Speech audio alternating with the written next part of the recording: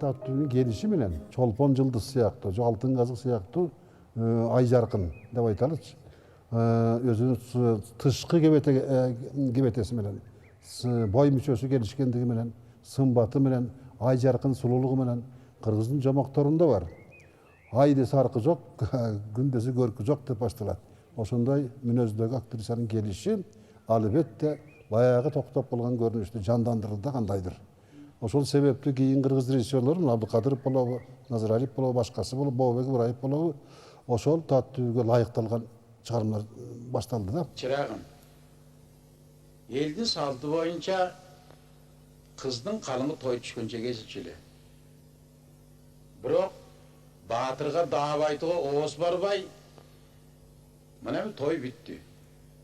Силердин аттанатыган убактыңарда болуп калды. Ошонун үчүн Акмөр өз каныңын өзү кессе дейт Баатыр.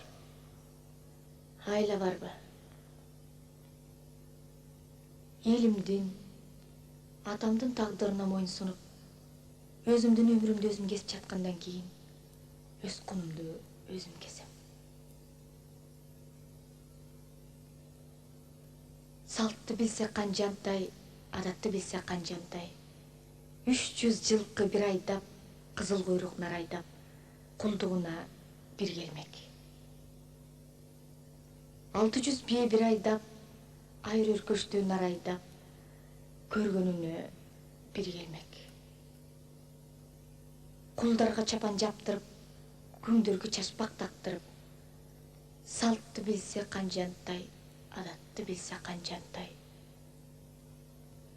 Аларында бир келмек.